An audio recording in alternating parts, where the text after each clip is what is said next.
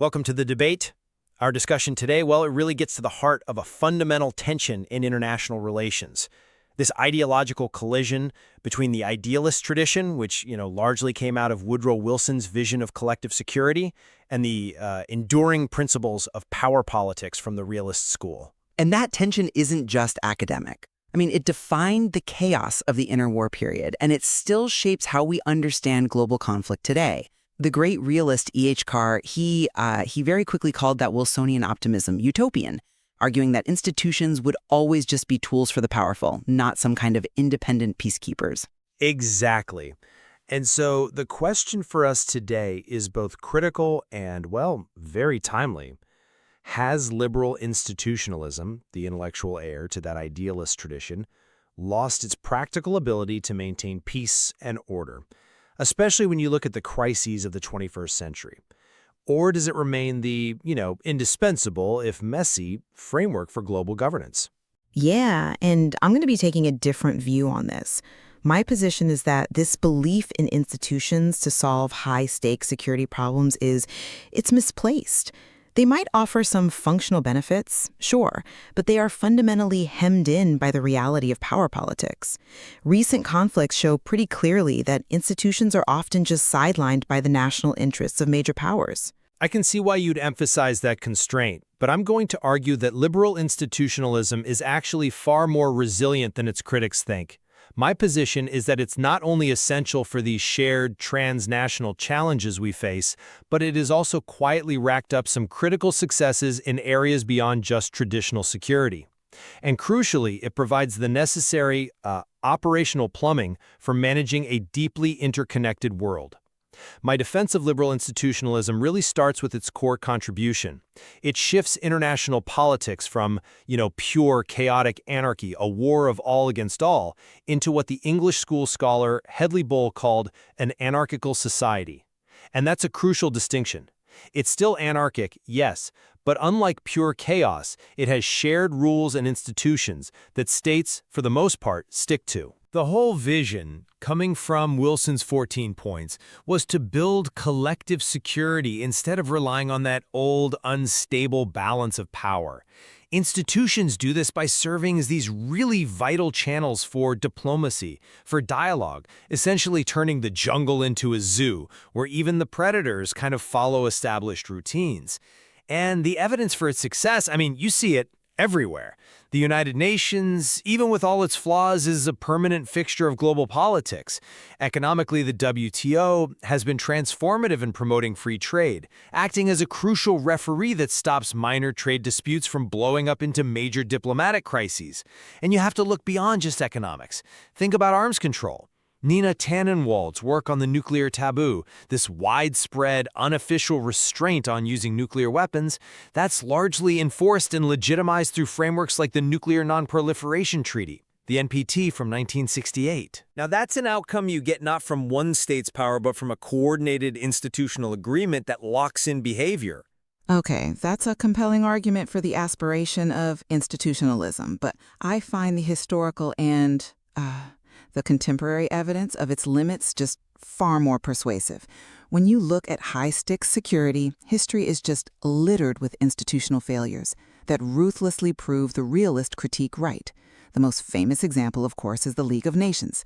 It collapsed because it had no enforcement power, the U.S. wasn't in it, and it was just paralyzed by the expansionist, power-grabbing actions of the Axis powers. This belief that institutions alone can solve these fundamental conflicts over survival and national interest is, frankly, utopian. It's been discredited time and time again. Institutions are pretty much powerless in a real security crisis because they lack independent power and, binding enforceable rules that apply to the major players. We see this tragic reality playing out right now. The Russia-Ukraine conflict highlights the profound failure of institutions like NATO and the UN in conflict prevention. Once a major power decides its national interest is on the line, the UN Security Council's structure, specifically the veto power, makes any effective intervention impossible. It just underscores the hard reality of multilateralism. It collapses at the very moment you need it most. But those failures are often crisis of political will, not a collapse of the theory itself. I'm sorry, I just don't buy that distinction. And here's why. Institutions are shown to be, well, impotent when you have these deeply rooted political and historical grievances that can't be solved by some procedural framework. I mean, look at the perpetual instability in West Asia, the Syrian civil war, the intractable Israel-Palestine conflict. These struggles for survival and power prove that institutional mechanisms are always secondary to the cold calculus of power and security. If the institutions can't enforce peace when survival is on the line, their role is, at best, supplementary. Court debate. Let's focus on those functional successes you mentioned. You rightly pointed out to liberal wins in areas like global health or trade regulation, and this brings us to the critique of what's called liberal functionalism, this idea of piece by pieces. David Mitrany suggested we could, separate issues into doable technical ones and non-doable political ones, and just build cooperation piece by piece. Right, and we have successfully segmented functional areas, international law, environmental protocols, economic governance. These successes are measurable. They are. But the whole premise that political challenges can be neatly walled off is just flawed. Political and security concerns constantly bleed over and override that technical cooperation. The spillover effect just doesn't happen in high politics. Look at the relationship between India and Pakistan. Despite enormous institutional pressure and, critically, a lot of economic interaction, they have to cooperate on water, they have trade. The military standoff is still the main event. The border disputes, the nuclear deterrence, it all contradicts the liberal hope that functional cooperation just magically fixes deep-seated security dilemmas. In high politics, security trumps economics every time. I do concede the force of that realist argument, especially with major power politics. But that critique doesn't really explain why, even with these rivalries, states still pour political capital into these institutions. And that's because it overlooks how liberal thought has evolved. We've moved beyond simple functionalism to interdependence liberalism, and, crucially, to the concept of complex interdependence from scholars like Keohane and Nye. This framework moves us past that old rigid billiard ball model, where states just bounce off each other, into what they call the cobweb model. The modern world has all these channels connecting societies, multinational corporations, NGOs, communication links that blur the line between domestic and foreign policy. This complexity isn't just an observation. It's the actual mechanism for peace, because it makes the cost of conflict just go up exponentially. Okay, but how does it increase the cost in a way that truly overrides a military advantage? Because the costs are systemic and they're instantaneous. Look at the semiconductor supply chains between the US and China. If you cut those ties, it would inflict massive economic pain on both sides, way beyond the direct cost of a military fight. Thomas Friedman's Golden Arches theory, that countries with McDonald's don't fight, it's a simplification, sure, but it gets at this mechanism. States that are deeply integrated economically just have too much to lose to engage in large-scale war. This is the structural constraint that liberal institutionalism helps build and maintain. I agree that interdependence raises the economic costs, but that reliance on the cost of conflict leads us right to our next point of contention, the legitimacy of the rules-based order itself. If the whole system relies on everyone following the rules, what happens when the architect of the system decides the rules are optional? The challenges facing what's called the liberal world order 3.0, especially after the 2008 financial crisis, are significant. I won't deny that. But these aren't a fundamental flaw in the structure itself. They're the result of two things. One, external pressure from dissatisfied powers, China and Russia, who explicitly want to challenge the post-1945 order. And two, some temporary self-inflicted wounds. The U.S. pulling out of the Paris Accord or the Iran nuclear deal under an America First policy is a political vulnerability, sure, but it doesn't dismantle the fundamental framework of treaties and institutions that are still in place. The infrastructure is still there. See, I'd argue those U.S. actions are much more than a temporary vulnerability. They represent the ultimate crisis of legitimacy, because they show the whole system is dependent on the rules being upheld by its own creator. The unilateral actions of the LWO's primary builder, the U.S., have critically undermined its own credibility as a defender of those rules. But the framework remains the standard that we judge these actions against. The global condemnation of the withdrawal from the Paris Agreement proves the system still has normative power. Normative power is meaningless without enforcement. Let's not forget the 2003 Iraq invasion. That action, done without explicit UN Security Council authorization, showed that when its vital interests are on the line, the global hegemon will just sideline the rules. And this failure to play by the rules just emboldens revisionist powers. It confirms the core realist idea that, in the end, might is right. Why should China or Russia follow global rules when they see the main guarantor of those rules break them whenever it's convenient? It just pushes the focus right back to military power. But surely you'd agree that even in that case, the existence of the UN Security Council, the global debate, the opposition to the invasion, it provided a check. It constrained the U.S.'s freedom of action. That is the system functioning as a kind of governor. It functioned as a debating society, not a governor. The invasion still happened.